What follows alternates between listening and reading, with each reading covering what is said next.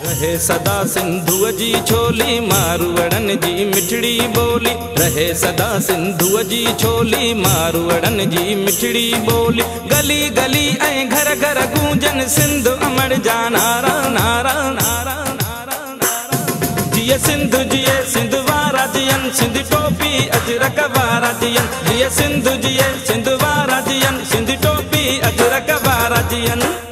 अजरक वादी मेहरान यानी सिंध सकाफ़त का एक अहम और मुक़द्दस पहनाव, जिसकी अलामत ये है कि ये सिंध की पहचान है। नाम लेते ही एक एहसास उभर आता है कि इसका ताल्लुक़ सिंध से है। ये फ़कत रंग बिरंगी लाल या नीले रंग की चादर नहीं, पर एक पहचान है। सिंधियों की पहचान, सिंध की पहचान, जो आज की नहीं पर 4,500 साल पुरानी है।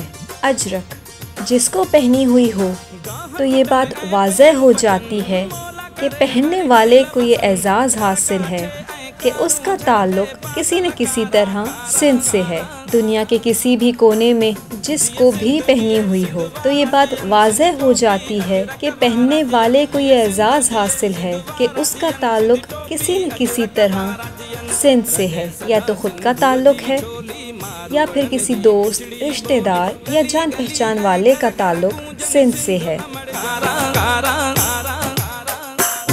जिए सिंधु जिए सिंध वारा जियन सिंध टोपी अजरक वारा जियन। जिए सिंधु जिए सिंध वारा जियन सिंध टोपी अजरक वारा जियन।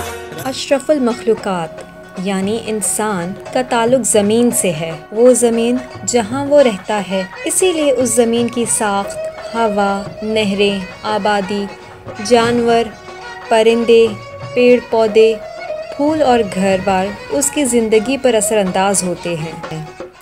और वो इंसान अपने आप को उसी ज़मीन के माहौल मुताबिक ढाल लेता है।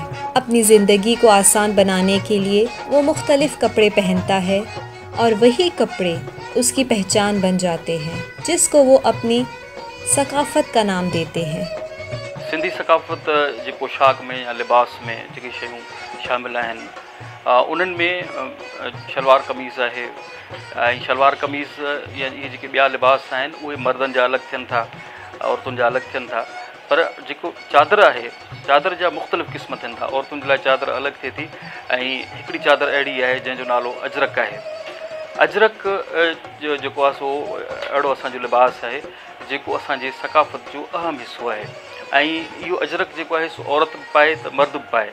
ऐं उन जे जेको आहे सो तारीख़ जो जेकॾहिं ॻाल्हाईंदासीं त असां जीअं चवंदा आहियूं त असांजी सिंध जी सकाफ़त हज़ारें साल क़दीम आहे, या हीअ धरती हज़ारें साल पुराणी आहे, त साॻी रीति अजरक बि एतिरो ई पुराणो आहे। सकाफ़त तौरु इन करे इनखे अहमियत आहे त अजरक हिकिड़ी असां वटि हिकिड़े एतिराम जोगी हिकिड़ी चादर आहे। आमतौर ते बिल्कुलु असांजी कल्चरली जेके रवायतुनि जो हिसो आहे। जॾहिं महिमान ईंदो आहे असां वटि उनखे अजरक पेश कजे थो। न्याणी अचे थी घर मां किथे ॿार, उन ॿार औरत खे अजरक जी चादर पाराइजे पई। माना हिकिड़ी रेस्पेक्ट ऐं हिकिड़ी एतिराम जी नुक़्ते निगाह खां महिमान खे इज़त ॾिए थी। ऐं ॿियो असांजे रवायती तरह असां बि इस्तेमालु कयूं था पिया। माना पाइण में अजरक अचे थो। पटको कंहिं ज़माने में पटको ॿधंदा हुआ, अॼु बि अञा आहे ॻोठनि में किन जाइनि ते उन अजरक जो पटको ॿधनि था पिया। चादर मथां पाइजे थी, मतिलबु कुल्हे ते रखणु, यानी पटको ॿधी अछो पटको कुल्हे ते अजरक रखी, माना इहो बि शान सम्झो। अजरक उहा शइ आहे जेका औरत खे बि कमु ॾिए ऐं मर्द खे बि कमु ॾिए। ख़ुशीअ में बि ॾिए त ग़मीअ में बि ॾिए। अजरक जी एॾी निशानी भली आहे ऐं अजरक एॾी सुहारी आहे। सिंध जी सकाफ़त इहा ई अजरक आहे। अच्छे कपिड़े खां शुरू थो थिए, घोटे कुलनि में वञे तयारु थियो पए। अच्छे कपिड़े खां शुरू थो थिए। कपिड़ो इर्को हुजे, माना पेवर काटन, छो काटन खां सवाइ हिन में कलर कोन वठंदो, छो हिन में पेवर काटन खपे। पोइ उन काटन खे असीं पठीअ ते माना पचाईंदा आहियूं, खार में ॿोड़े न पूड़े, पोइ उन पठीअ में पचाईंदा आहियूं त बाक़ाइदे रझे, उनजो कलफ ख़तमु थिए। पोइ उन जेसीं कलफ न ख़तमु थींदो तेसीं उन ते कलर कोन चढ़ंदो। पोइ उनखे कलफ ख़तमु करियो, वरी तेल ऐं साबुण हिकिड़ो वरी असीं पंहिंजो बि ठाहींदा आहियूं। पोइ उन साबुण ऐं तेल मंझि उनखे माना ॾींहुं ॿ खनि रखी छॾींदा आहियूं। पोइ वरी उनखे असीं पाणीअ मंझि माना उनखे तक़रीबन 3-4 ॾींहं सुकाईंदा आहियूं। वरी माना कुंडीअ में कुंडी आहे असांजी बिल्कुलु ठहियल हिकिड़ी, पोइ उन में ॿोड़ा ॾींदा आहियूं, वरी सुकाईंदा आहियूं सटियो कुटियो। वरी पोइ उन में हिकिड़ो ॾींहुं असांखे इहो लॻंदो आहे, पोइ वरी धुलाई कंदा आहियूं। पोइ धुलाई करे उनखे साकुण जेको आहे पोइ साकुण उनखे कस ॾींदा आहियूं। बाबा इहो तेल मां निकिरी कपिड़ो आयो आहे, हाणे असां हिनखे धोई अची हिनखे साकुण में विधो आहे, हिनखे चइबो आहे कसाई। कसाईअ में साकुण जेको ईंदो आहे सो हूंदो आहे लहे जो ॿिज, असुल लवा हूंदा आहिनि अंग ॿेले में, उनजो ॿिज हूंदो आहे। उन खां पोइ हिनखे हाणे असां साकुण हिन में विधो, हिन में असां लीमा विधा आहिनि। उन खां पोइ असां तेल विधो आहे हिरण जो, उहो विझी करे हिन में असां हीउ जोड़ो निपुरियूं पिया। हाणे हिन जो कस पिलाण ते पियो। हिन खां पोइ वरी हीअ सुकाइबी, हिनखे सुकाए ॾाढो, हिन में जेका बि सनी सनी कॾ हूंदी उहा कढी वरी हिनखे आणींदासीं अची उन मरहले में, छपाईअ जे मरहले में। अजरक को मजमूई तौर ते असांजी सॼी सिंध में तयारु कयो वञे थो, पर कुझु ख़ासि मर्कज़ आहिनि जिते वधीक तयारु कयो वञे थो। जीअं ॻोठ सहता आहे, नसरपुर आहे, या मटियारी ज़िलो जेको ठहियो आहे उन में वधि में वधि हाला आहे, उते ठाहियो वञे थो। भिटशा में अजरक जो कमु थिए थो, या ॿियनि नसरपुर आहे, टंडे मोहम्मद खान में कमु थिए थो, या हैदराबाद में बि कमु थिए थो। पर इहे जेके 4-5 बाग आहिनि उते वधीक कमु थिए थो, ऐं उते हथ जा अजरक बि ठाहिया वञनि था घणे भाङे। इहे जेके मर्कज़ आहिनि उन में असुल जेको अजरक असांजो आहे रवायती उहो ठाहियो वञे थो, ऐं उन अजरक जो जेको आहे सो अहमियत बि वधीक आहे ऐं उन जी क़ीमत बि वधीक आहे। हाणे जॾहिं क़ीमत वधीक थिए थी त मां जीअं अर्ज़ु कयो त उन में ख़रीदार जेको आहे सो आम माण्हू न आहे, पर उहो ख़ासि माण्हू आहे जेको ख़रीद करे थो। लफ्ज़ सकाफ़त के वसी मायने हैं, जिसमें ज़हनी रफ्त, रवैया, आदत, मेहमान नवाजी और विरसे भी शामिल हैं। सकाफ़त हर इंसान की शदीद ज़रूरत है जहाँ से वो ताल्लुक़ रखता है।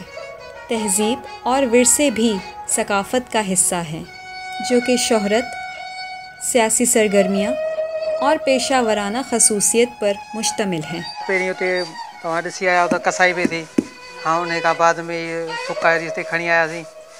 हाणे उते छपाई वारो कमु करियूं पिया हिन ते, ऐं हीउ मसालो जेको आहे हणूं पिया, उन में चुन पवंदो आहे, ऐं ॿियो जेको आहे सूडानी खोर आहे या बाबरो खोर मिले थो उहो इस्तेमालु कंदा आहियूं हिन में गॾे, ऐं हीउ मसालो ठाहींदा आहियूं। पोइ हीउ मसालो हिते हिन जी चटनी ठाहे इहे जेका उन ते पोइ छपाई कंदा आहियूं। छुर का प्रोसेस जेको आहे उन खां बाद जो प्रोसेस ही कट जो प्रोसेस आहे। हिन कट जो मतिलबु आहे ब्लैक, जेको ब्लैक असां कलर चवंदा आहियूं, या पाण खे ब्लैक पट्टी लॻाए छॾंदा आहियूं की वाइट ते पंहिंजो कट थी वियो। त हीअ अजरक जो कट आहे, हिन ब्लैक कलर जे करे असां हिनखे कट चवंदा आहियूं। उन में मसालो जेको आहे हिन में 2 शयूं एड थींदियूं आहिनि, हिकिड़ो धाड़ी खोर एड थींदो आहे हिन में, ऐं उन खां पोइ जेको आहे न धाड़ी खोर असां हिन में विझी छॾींदा आहियूं, कंहिं पॉट में पुसाए छॾींदा आहियूं, ऐं उन पॉट में असां ऑयल ज़रूरु विझंदासीं, जाम वेझो तेल, त जीअं उहो उन पॉट खे चिंबड़ी न वञे।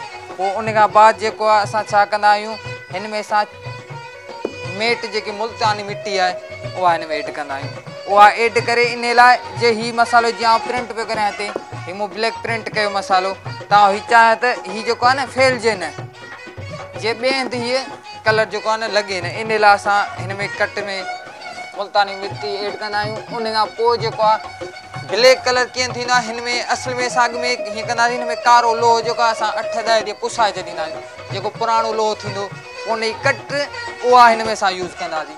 हिन खां 10-15-20 साल असां पहिरीं उहा यूज़ कंदा आहियूं। पर हींअर कुझु माना केमिकल अची विया आहिनि, जेकी हीराकस आहे उहा असांखे जर्मनी मां ईंदी आहे, असां उहा हीराकस हिन में इस्तेमालु कंदा आहियूं त जीअं माना ब्लैक थिए। शुरू से ही यानी वादी महरान से ही सिंध कपड़े का मुआशी दारोमदार रहा है। उसमें इजाफा तब हुआ जब यमन के 72 कारोबारी रहने के मकसद से सिंध आए, जिसमें ज़्यादातर कपड़े के व्यापारी थे, और जब वो हमेशा के लिए सिंध में कायम पजीर हुए तब उन्होंने अरब के खाना बदोश कबीलों में से एक को कोरी भी कहते हैं। इल्म अदब में सकाफ़त के अदबी मायने अकल बढ़ाना है, जबकि इस्तिलाही मतलब इंसान के ज़िंदगी गुजारने का तरीका है। रस्म व रिवाज जोड़ते हैं और उसको बयां करने के लिए अपनी ज़बान में लफ्ज़ों का इजाफ़ा करते हैं। पहनावे के तौर पर अजरक को एक ख़ास अहमियत हासिल है। पर आमतौर सिंधी माण्हू माना मिसाल के महफ़िल में या प्रोग्राम में त असां अजरक पायूं था, पर उहो ओॾी महिल थोरी देरि पाए वरी पोइ लाहे रखी थो छॾे।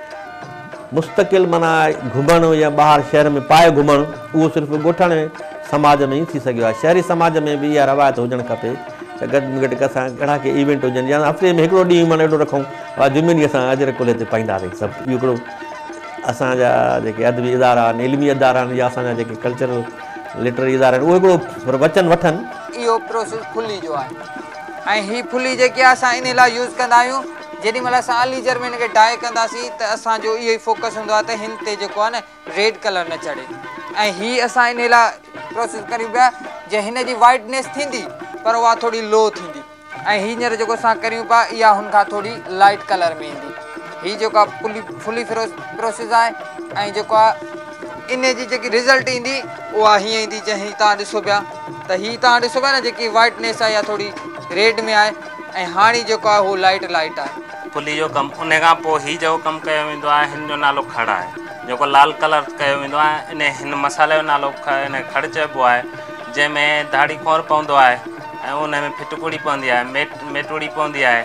उहो हिन ते उन छापे लॻाए हिन ते लॻायो लाल कलर थींदो आहे। लाल कलर जेको आहे त पोइ इन लाल कलर हिनखे चइबो आहे। अॼुकल्ह जेको अजरक ठहे थो पियो ऐं हू क़दीम जेको असली जेके तव्हां अजरक चओ था उन जी बनावट में एॾो फ़र्क़ु कोई कोन्हे को, पर असुल शइ आहे फ़र्क़ु जेको आहे उहो आहे रंगनि जो इस्तेमालु। जेको आम सादो अजरक जेको सस्तो मिले थो पियो उन में जेके रंग इस्तेमालु थियनि था उहे लोकल आहिनि, जेके कलर सादा रंग आहिनि आम रिवाजी ब्लू, ख़ासि तौरु main colour blue and red, उहे सादा आहिनि, सस्ता आहिनि। जॾहिं त जे असली अजरक आहे उन में जेके इंडिगो कलर जेके ब्लू चइजे थो ऐं रेड कलर जेको अलेजेरियन आहे उहो जर्मनी में थो अचे ऐं इंडिगो कलर फ्रांस में थो अचे। अॼुकल्ह ॾाढो कॉस्टली आहे ऐं इन जे करे उनजे ख़र्चु जेको आहे उन लाॻत वधीक थिए थी, जंहिंजे करे उहो महांगो आहे। जॾहिं त आम जेको अजरक हे ठाहिनि था पिया पोइ हिकिड़ो त आहे या फैब्रिकल जेके थियनि था पिया इहे कलर उहे त न आहिनि, पर जेके हे ठपा आणनि था जंहिंखे पोर चइजे थो पियो सिंधी में, आमतौर ते असां चवंदा आहियूं अजरक आहे ठपा। ठपो लफ़्ज़ आम रिवाजी आहे पर असुलु सही लफ़्ज़ आहे पोर। छोरियूं छुरणु सिखियूं पुनूं कयूं पोर, या छेंबो बि चवंदा आहिनि, छेंबनि वारी छुर। असांजो ही कमु रहियो आहे, असांजो कमु ही रहियो आहे, असीं कंदा आहियूं। हाणे ही जेको असुलु आहे न, असुलु असीं हिनखे पहिरीं हिन जी टकाई कंदा आहियूं, टकाईअ खां बाद असां हिन जी लिकाई कंदा आहियूं, लिकाईअ खां बाद असां हिनखे खोटाई कंदा आहियूं, खोटाईअ खां बाद असीं हिनखे ठपणो हणंदा आहियूं, ठपणे खां हणण खां पोइ असां हुनजो हैंडल ठाहींदा आहियूं। हैंडल ठाहे पोइ हिन में जेके सोराख हूंदा आहिनि से कढंदा आहियूं, सोराख लॻा पिया आहिनि न, असां हिन जा सोराख कढंदा आहियूं, सोराख कढी पोइ हिनखे असां तेल में विझी छॾींदा आहियूं, सॼो ॻाढ़ो थी वेंदो आहे जीअं ही ॻाढ़ा लॻा पिया। पोइ जेके रंबियूं आहिनि पोइ किथे पतली खपंदी आहे, किथे सनी खपंदी आहे, किथे थुली खपंदी आहे। हाणे ही जेके आहिनि थुलियूं जेके आहिनि से लिकाईअ जूं आहिनि, जेके सनियूं आहिनि से खोटाईअ जूं आहिनि। जिते जिते माना हूंदो आहे न असां उते इस्तेमालु कंदा आहियूं। बबर जी आहे हीअ लकड़ी जेका आहे सा बबर जी आहे, हीअ जेका आहे सा आहे सिरे जी, सिरे जी आहे। हीअ जेका काठी आहे सा 100 साल पुराणी आहे, उन ते ठहंदो आहे, आली काठीअ ते ई न ठहंदो आहे, सुकल काठीअ ते ठहंदो आहे। इस बात का अंदाज़ा इससे लगाया जा सकता है जब 5000 साल कदीम मोइंजोदड़ो में से एक बादशाह का मुजस्मा मिला। उस मुजस्मे के कंधे के इर्द गिर्द एक शॉल ओढ़े हुए थी, जिसको अजरक की हकीकी शक्ल कहा गया था, क्योंकि उसका रंग और नक्शा अजरक से मिलता जुलता था। मोहनजोदड़े मां जेके आसार मिलिया आहिनि उन मां जेको किंग प्रीस्ट मिलियो आहे त उन खे जॾहिं तव्हां ॾिसो था त उनखे का लिबास को पहिरियल आहे, का चादर पहिरियल आहे, ऐं उन जे लाइ माहिरनि जो ख़्यालु इहो आहे त इहो अजरक आहे। ऐं इहो जेको अजरक आहे उन जी डिज़ाइन अॼु जे अजरक खां थोरी मुख़्तलिफ़ आहे पर बहरहाल इन अजरक जो इहो तसलसल आहे जेको अॼु ताईं असां वटि मौजूदु आहे। मूं हिन दड़े में बि इहा त रवायतूं आहिनि त जेको महापर्वत जेको आहे किंग प्रीस्ट उनजे कुल्हे ते जेका रखियल अजरक आहे उहो अजरक जी डिज़ाइन आहे। जेको चादर जेका कनि था उहा अॼु दौर में हिकिड़ो असांजे अजरक जी मुख़्तलिफ़ डिज़ाइनूं आहिनि, जीअं चकी आहे, फुली आहे, ककर आहे। ककर जी डिज़ाइन जेका आहे उहा किंग प्रीस्ट जे कुल्हे ते रखियल चादर सां मिले थी पई।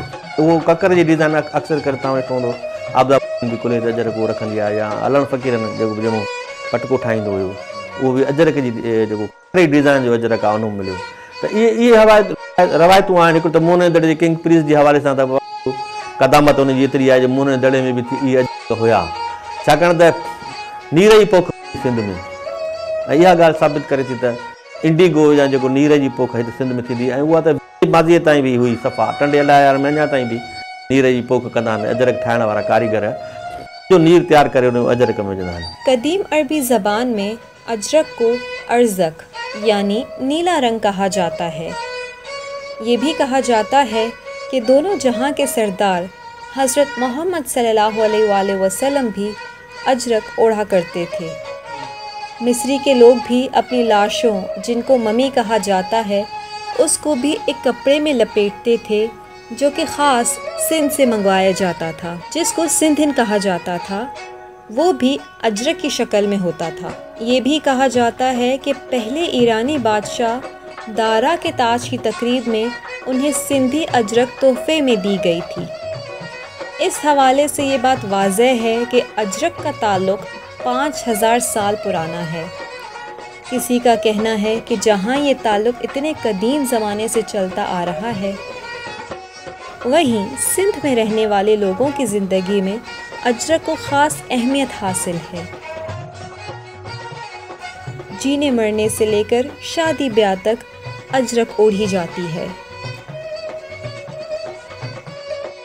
ये जो खोर आहे इन में खोर पियल आहे, दाढ़ी खोर ऐं मेट आहे पियल फिटकी जेका हिन मसाले खे माना पंहिंजी जाइ ते रखण वाला आहे। ऐं तंहिंखां पोइ हिनखे ब्लू कलर ईंदो, जेको असां ब्लू कलर ॾींदासीं अजरक जो, उहो फाइनल कमु करे पोइ उहो वरी असां धुलाई लाइ वेंदा कारीगर खणी।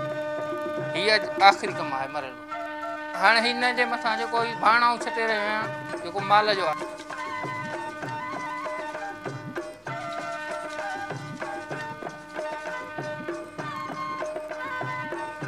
हाणे हिन में जेका बि इहा जॻह बची आहे इहा असां ब्लू कलर कंदासीं, जेको ब्लू ई थींदो हिन जो, ॿियो कलर कोन थींदो। हाणे हीअ जेको मसालो लॻो आहे हिन ते उहो ई उन जाइ ते बीठल आहे। शादी की तकरीब में सहरे की जगह अजरक भी इस्तेमाल की जाती है। उसके अलावा औरतें अपने आप को ढांपने के लिए अजरक को चादर की तरह इस्तेमाल करती हैं। बच्चों को भी सर्दियों में अजरक से ढांपा जाता है। फौत होने वाले के जनाजे पर भी अजरक डाली जाती है। जबकि पहले के मुकाबले में अजरक का इस्तेमाल अब काफ़ी कम हो गया है, पर अब भी सिंध के बेशतर इलाकों में अजरक का इस्तेमाल उरूज पर है। कहने का मतलब ये है कि अजरक सिंध की पहचान और अलामत की निशानी है। ये जो ॾिसो पिया कम हिते शाख ते असां बीठा आहियूं, सुबुह जो 8 बजे आड़ी ते आयल आहियूं। जेको असां कमु कयूं था हिन अजरक के पट ते विछाईंदा आहियूं, वरी हिनखे पाणी वग़ैरह हणंदा आहियूं, वरी असां हिन जी धुलाई कंदा आहियूं ताकि अजरक माना सुठे नमूने सां साफ़ वग़ैरह थी वञनि, कलर हिन जो बिल्कुलु चिटो थिए। पोइ सियारो ऊन्हारो हूंदो असां तक़रीबन हिते ईंदा आहियूं। हीअ तक़रीबन 40-50 अजरक हूंदियूं आहिनि जेके असां हिन जो तक़रीबन हिते कमु कंदा रहंदा आहियूं। ऐं हिन खां जेके ॿिया मरला हूंदा आहिनि उहो बि असां हिते कंदा आहियूं, जंहिंमें खुंभ थी वियो हलियो, साज थी वई, कसाई थी वई हली, इन खां पोइ विछर थी वई हली। कल्ह ई जेके अजरक हुयूं असां हिननि खे भठीअ ते पचायो आहे, उते बाहि ते पचायो असां हिन खां पोइ हिनखे शाख ते खणी आया आहियूं। हाणे असां हिनखे कमु कंदासीं जेको हिन खां पोइ हिन जो कलर बिल्कुलु पंहिंजी जॻह ते सही राइट अची वेंदो हलियो। हिन खां पोइ वरी छपाई ते वेंदियूं आहिनि जेके कारीगर हिन खे मुख़्तलिफ़ कारीगर छपाई कंदा आहिनि। इन्हनि खां पोइ हीअ हिननि खे इंडिगो ब्लू कलर ॾिनो वेंदो आहे, डमन विधो वेंदो आहे। हीअ जेको आहे मीना खां पोइ जेको अमरालो थींदो आहे इंडिगो जो, जेको 3 बोड़ा चइनि बोड़नि ताईं हूंदो आहे, ऐं उन खां सवाइ जेको आहे सो हुनखे ब्लू तेज़ कलर ॾिनो वेंदो आहे। ऐं साईं जन खे चवां हिन खां पोइ तयारी थींदी आहे, ऐं तयारी खां पोइ जेको मरलो ख़तमु थी करे तयारु थी करे वेंदो आहे मार्केटिंग में जेको आहे सो हैदराबाद, कराची, इस्लामाबाद ऐं बल्कि पूरी दुनिया में जेको सो हीअ शो थींदो आहे। अजरक एक खूबसूरत कॉटन के कपड़े पर तैयार होती है। ये एक मुक़द्दस पहनावा है। जिस तरह अजरक मुख्तलिफ़ मरहलों से गुज़रती है, वैसे ही हमारी ज़िंदगी में भी अलग अलग मरहले होते हैं।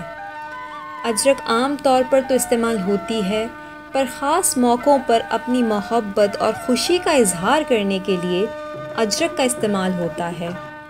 जब कभी किसी मेहमान को इज़्ज़त देनी हो तो बतौर तोहफ़ा अजरक पेश की जाती है। हमारी ज़िंदगी में अजरक के अमल का अंदाज़ा इस बात से होता है कि जब कोई दोस्त या रिश्तेदार वफ़ात पा जाता है तो उसके जनाजे पर भी अजरक ओढ़ाई जाती है। शहीद बेनज़ीर भुट्टो भी अजरक ओढ़ा करती थी। ना ही सिर्फ अपने मुल्क में, पर बाहर ममालिक में भी अजरक ओढ़ी। और भी बहुत से सियासतदानों ने अजरक का इस्तेमाल किया है। ये फंक्शन आम जो शख्सियतूं सियासतदान आलिम अदीबन तकरीबन असांजा वॾा माना जेके गुलाम मुस्तफ़ा कासिमी साहब उनखे असां अजरक कजे, या अलामा साहब आहे, तनीर अब्बासी, शेख आज़ी, सभिनी हिननि अजरक ई पाता। ज़ुल्फ़िकार अली भुट्टे खे बि अजरक ॾिठोसीं पाते। इवन बेनज़ीर जॾहिं इंटरनेशनल कॉन्फ्रेंस थी इस्लामाबाद में उनखे अजरक पातल हुयो। ऐं रसूल हमदा तोहफ़ खे असां अजरक जा तोहफ़ा ॾिनासीं। ॿिया हिते काफ़ी दोस्त ॿाहिरि वेंदा आहिनि, जॾहिं फिल्मी अदाकारनि खे लता मंगेशकर तस्वीर माना चांडकाया दोस्त विया, लता मंगेशकर खे अजरक जो तोहफ़ो पातो। माण्हू फ़ख़्रु महसूसु कनि था। असां अजरकूं पाईंदे साईं मोहम्मद पंहिंजो ज़मा शाह मटियारनि जो साईं नूर शाह जो वॾो भाउ उहो अजरक कंदो हो। उन जो भाउ, उन जो चाचो अला यार शाह इहो अजरक कंदो हो। उनखे ॾिठियूंसीं, उन्हनि अजरकूं कयूं। अजरकुनि जा उहे शौक़ीन हुआ। ॿिया बि सिंध में वॾा वॾेरा अचनि था, उन्हनि जा माण्हू था अचनि, उहे ख़ुदि कॾहिं अचनि था या कॾहिं कोन था अचनि, पर असां खां उहे उन्हनि जा एलची या माना हुननि जा सेक्रेटरी मुंशी अबा हीअ फलाणे माण्हूअ खे असांखे हीअ शइ ॾियणी आहे, हीअ शइ असांखे फलाणे खे ॾियणी आहे, असांखे ॾियो। पोइ असां जहिड़े नमूने सां हू चवंदा आहिनि ओहिड़े नमूने सां ठाहे ॾियो। जहाँ तक कच्छ का ताल्लुक़ है तो कच्छ की 7वीं पीढ़ी भी इस हुनर से अपना ताल्लुक़ जोड़े बैठी है। कच्छ के खत्री ज़ात के नौजवान आज भी अजरक को उसके असल रंगों में रंग सकते हैं।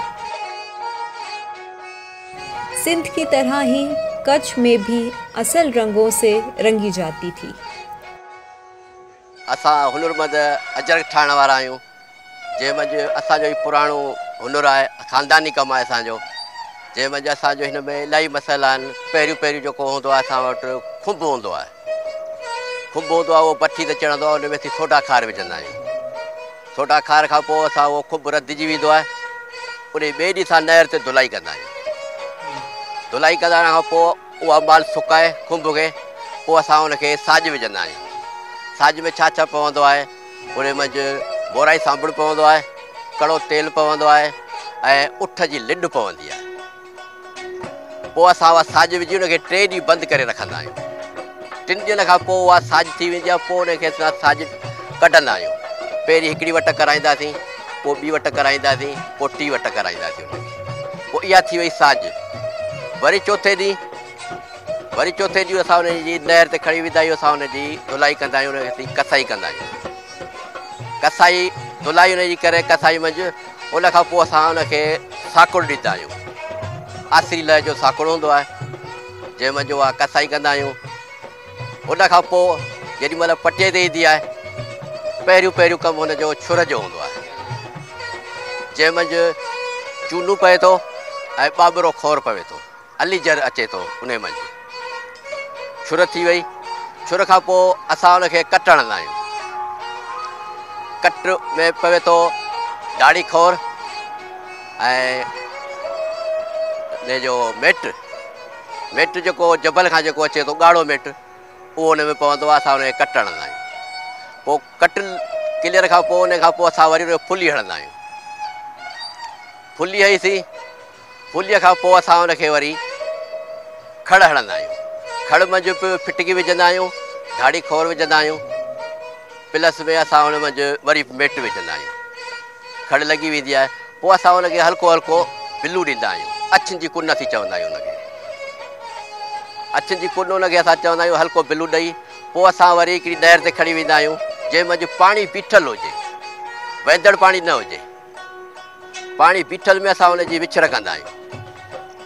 विछर करे पोइ असां हुनखे पठी ते आणींदा आहियूं, जंहिंमें उनखे असीं रंगींदा आहियूं अलीजर में।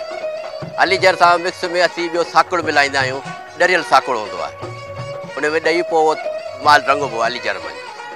पोइ वरी उन खां पोइ थींदी आहे हुनजी तपाई। जीअं हीअ हले पियो हीउ प्रोग्राम हीअ जेको तपाई जो, या तपाई पई थिए हींअर। तपाई खां पोइ माल ही सुकी वेंदो हलियो। हिन मंझि बि सॼो ॾींहुं हुन में प्रोग्राम हले थो। हिन मंझि बि सॼो ॾींहुं माना उथल पुथल छटूं हणणु, इहे वॾा मसाला। वरी धुलाई आहे, पोइ उन खां माल सुकाए पोइ असां वरी उन जी मीना कंदा आहियूं। मीना मंझि असांजो मस्ट भाण हूंदो आहे, महे जो जेको गोबर हूंदो आहे उहो मस्ट असांजो भाण हूंदो आहे, जेको असां हुनखे हणंदा आहियूं ख़ुश्क करे। हुनखे मीना थी वियो, पोइ असां हुनखे वरी बिलू ॾींदा आहियूं। बिलू असांखे हल्को न आहे ॾियणो, हुनखे वरी बि 3 बोड़ा असांखे ॾियणा आहिनि, हिकिड़ो ॾही वरी ॿियो वरी 3। उन खां पोइ असां वरी बि नहर ते खणी ईंदा आहियूं, पोइ अची हुनखे असीं तयारु कंदा आहियूं। उन मंझि असांखे ब्लीच ॾियणो पवंदो आहे ऐं सोडा खार ॾियणी पवंदी आहे। तयारु करे 50 नंगनि जी सथी पोइ सेठ वटि खणी हलंदा आहियूं।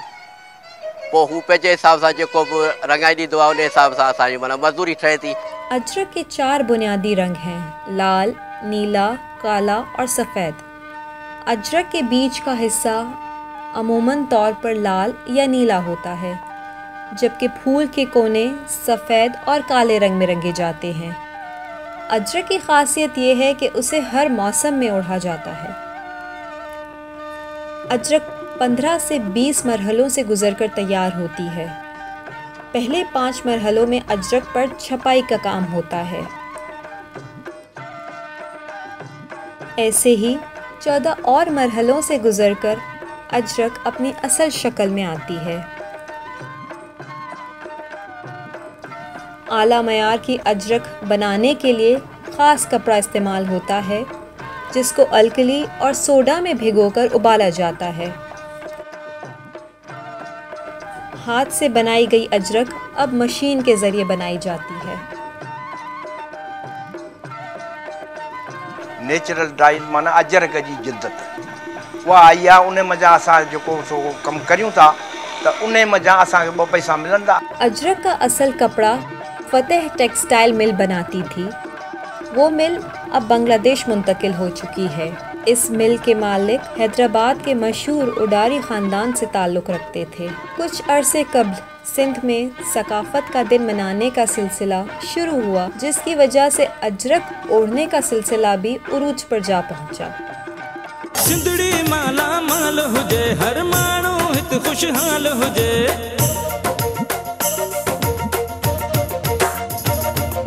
सिंधड़ी माला माल हुजे, हर माण्हू हित खुशहाल हुजे। खुशियुनि मां प्यारा जो रहन ही नंढड़ा ॿार प्यारा। जिए सिंध जिए सिंध वारा जियन, सिंधी टोपी अजरक वारा जियन। जिए सिंध जिए सिंध वारा जियन, सिंधी टोपी अजरक वारा जियन। ॿी हिकिड़ी ॻाल्हि जेका ॻणाइण जहिड़ी आहे त अजरक त असां ज़ाहिर हज़ारे सालनि खां वठी पाईंदा पिया अचूं, पोइ हाणे सस्तो हुजे या महांगो हुजे, पर इन अजरक खे जेको उरूज ते पहुचाइण में असांजी मीडिया जो तमामु घणो हथु आहे।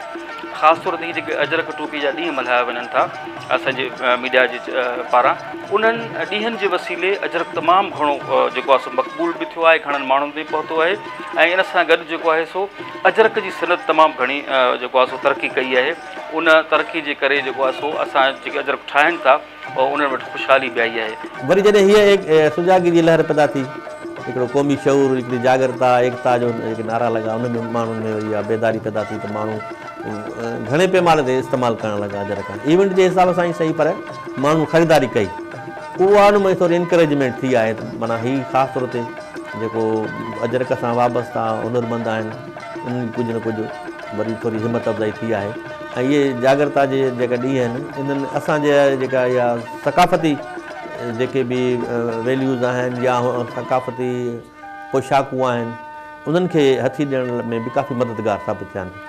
फ़िक्री लिहाज़ खां त हिकिड़ी क़ौमी जो सुजागी ऐं शऊर त आहे, पर उन सां गॾु पंहिंजे हुनरनि जो क़दुरु, उनजो एहसास उजागर थियणु, इहा बि मां सम्झा हिकिड़ी चङी कामयाबी आहे त माण्हू उन तरफ़। कुछ अरसा कब्ल अजरक का हुनर हमको खैराबाद कह गया। जिसकी वजह सिंध हुकूमत से इमदाद ना मिलने की वजह से हुआ। इसी वजह से अजरक पर ज़वाल आ गया। अजरक तमामु वॾी सनत हुई सिंध जी, तमामु वॾी। ऐं उन सबबु इहो त असां में छा त जेको हुनरमंद आहे, ऐं हीअ हुनरमंद आम रवाजी हुनरमंद न आहे अजरक जो। जीअं असांजा ॿिया हुनरमंद ॾखण आहे, कारीगर, मिसाल ॾखण ते हिकिड़ो खटा बि ठाहे थो, पर हिकिड़ो सनो कमु कंदा, बारीक सने क़िस्म जो कमु कंदा उकर उन काठीअ ते। त अहिड़े नमूने हिन में वॾी महारत खपे थी छुर में। जॾहिं तव्हां पोर हणनि था चादर जे हिकिड़े पासे ॾियो, जॾहिं हिकिड़ो पोर थो लॻे त ॿिए पासे ॾियो बि सेम उन्हनि घरनि ते उहो पोर रखिणो आहे। माना इन में आम रवाजी हीउ कमु न आहे, हीउ हिकिड़ो तमामु हिकिड़ो आर्टिस्टिक कमु आहे। ऐं उहो जेको आर्टिस्टिक कमु कंदड़ हिकिड़ो हुनरमंद कारीगर, उनखे जॾहिं मज़दूरी जेतिरा पैसा बि न मिलनि त नतीजे में लाज़मी आहे उहो दिलि बर्दाश्त थींदो। अहिड़े नमूने सां जिन ही शुरू कयो सनत या इन हुनर, उन्हनि खे उन हिसाब सां मोट कान मिले पई। अजरक जी सनत जेका आहे उन में तव्हां ॾिसो त माज़ी में जेको अजरक ठाहिण जो तरीक़ो हूंदो उहो हथ ते हथरादू हथ सां ठाहींदा हुआ, उन जा कारीगर हूंदा हुआ, हुनरमंद हूंदा हुआ, उहे अजरक ठाहींदा हुआ। ऐं माज़ी में जेको अजरक ठहंदो हुयो उन अजरक खे जेको आहे सो ज़ाहिर आहे एॾे वॾे पैमाने ते न ठहंदो हो, घटि पैमाने ते ठहंदो हो। ऐं जेको आहे सो घणे भाङे अमीर जी पोशाक हूंदो हुयो अजरक। आम माण्हुनि में बि जिन खे जेकॾहिं को उन में उन वटि का अहिड़ी ख़ुशहाली आहे त अजरक पाए सघंदा हुआ। ऐं जॾहिं त घणे भाङे जेके ख़ुशहाल माण्हू हूंदा उहे पाईंदा हुआ। पर जीअं जीअं वक़्तु गुज़रंदो वियो, दौरु मटिबो वियो, त इन सनत में थोरी तब्दीली आई। तब्दीली इहा आई त अजरक खे मशीन ते आंदो वियो, मशीन जे ज़रिए ठाहियो वियो। मशीन जे ठाहिण सां जेको आहे सो तमामु घणो कॉस्ट ते फ़र्क़ु पियो, उनजी क़ीमत घटिजी वई। ऐं जेको हथ ते ठाहियो वञे थो उनजी क़ीमत इन जे करे वधे थी जो उनजे ठाहिण में कुझु वक़्तु वधीक लॻे थो, कारीगरनि खे वक़्तु वधीक ॾियणो पए थो, हुनरमंदनि खे वधीक वक़्तु छॾाइणो पए थो, या उन ते जेका ॿी लाॻत अचे थी उहो वधीक अचे थो। ऐं कपिड़ो बि उहो थोरो मुख़्तलिफ़ आहे ऐं महांगो कपिड़ो आहे। जॾहिं त हीउ जेको मशीन जे ज़रिए अजरक ठहे थो त इन में कपिड़ो एॾो ऊचो कोन्हे, सादो आहे। ऐं पंहिंजो जीअं त मशीन में जेका बि शइ तयारु थींदी आहे उहा घणे तादाद में थिए थी त उनजी कास्ट बि घटि थी वञे। अजरक सिंध की सकाफ़त का एक अहम हिस्सा है और बहुत ही इज़्ज़त वाला पहनावा है, जिस वजह से उसको शलवार के तौर पर इस्तेमाल नहीं किया जा सकता और ना ही उसको सफाई के लिए इस्तेमाल किया जा सकता है। हिकिड़ी ॿी जेका ख़ासि ॻाल्हि आहे अजरक जी, त अजरक असां वटि मुक़दस आहे। मुक़दस ईअं आहे त अजरक खे असां मथे ते त ओढ़े सघूं था, कुल्हनि ते रखी सघूं था या मथां विझी सघूं था, पर अजरक खे असां शलवार नथा बणाए सघूं। अजरक जे डिज़ाइन जो असां कमीज़ ठाहे सघूं था, चोलो ठाहे सघूं था। त ई अजरक जी अहमियत है, इहा तारीख़ है। अजरक इज़्ज़त और अज़मत की अलामत है। मर्द उसे सर पर बांधते हैं और औरतें अपना सर ढांपने के लिए इस्तेमाल करती हैं। इसीलिए हमें भी रिवायतों का एहतराम करना चाहिए और सबको समझाना चाहिए कि टीवी पर दिखाई देने वाले बुरे किरदारों को अजरक ना ओढ़ाई जाए, क्योंकि अजरक मोहब्बत और खुशियों का पैगाम लेकर आती है।